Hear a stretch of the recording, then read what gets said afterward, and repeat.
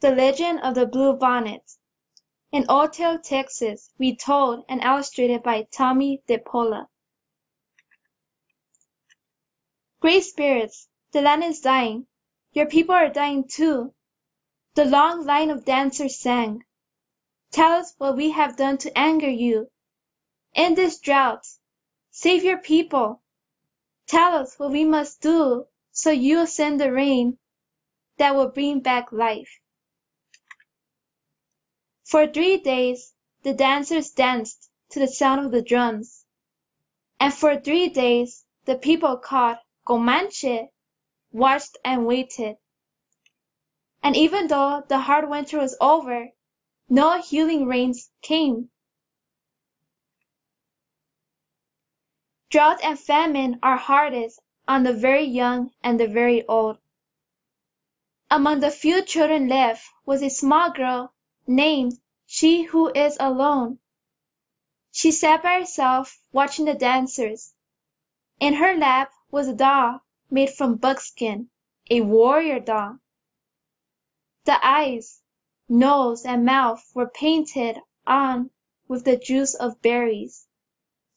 It wore beaded leggings and a belt of polished bone.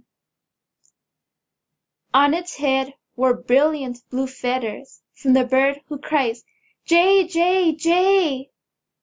She loved her doll very much. Soon, She Who Is Alone said to her doll, "The shaman will go off alone to the top of the hill to listen of the words of the great spirits. Then we will know what to do so that once more the rains will come and the earth will be green and alive. The buffalo will be plentiful and the people will be rich again." As she talked, she thought of the mother who made the doll, of the father who brought the blue feathers. She thought of the grandfather and the grandmother she had never known. They were all like shadows. It seemed long ago that they had died from the famine.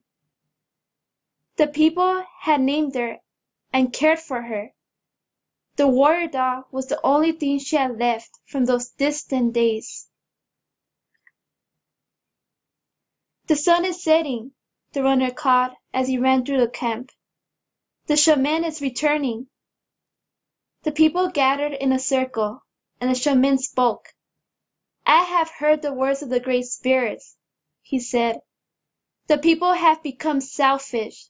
For years, they have taken from the earth without giving anything back. The great spirits say the people must sacrifice. We must make a burnt offering of the most valued possession among us. The ashes of this offering shall then be scattered to the 4 points of the earth, the home of the winds. When this sacrifice is made, drought and famine will cease. Life will be restored to the earth and to the people." The people sang a song of thanks to the great spirits for telling them what they must do.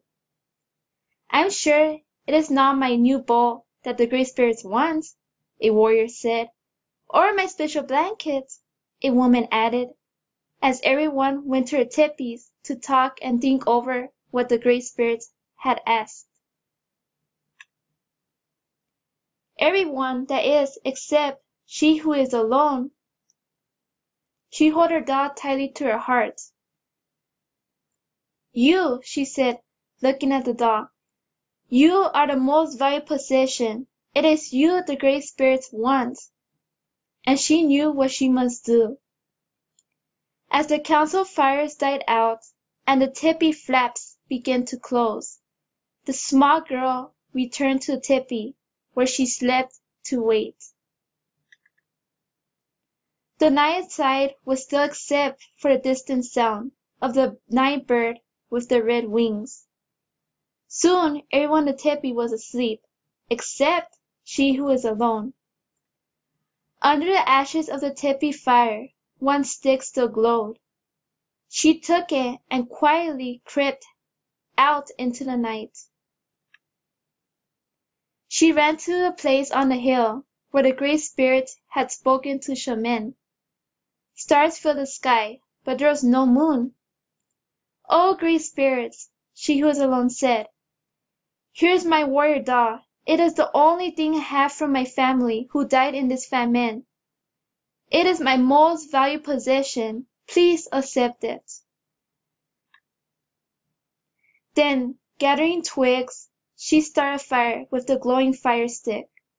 The small girl watched as the twigs began to catch and burn. She thought of her grandmother and grandfather, her mother and father and all the people, their suffering, their hunger. And before she could change her mind, she thrust the doll into the fire. She watched until the flames died down and the ashes had grown cold.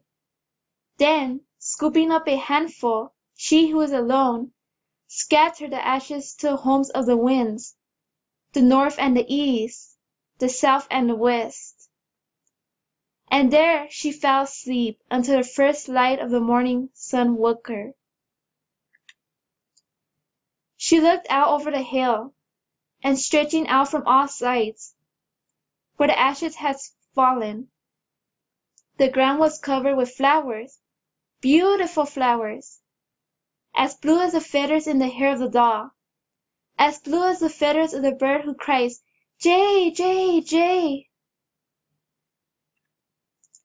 When the people came out of their tepees, they could scarcely believe their eyes.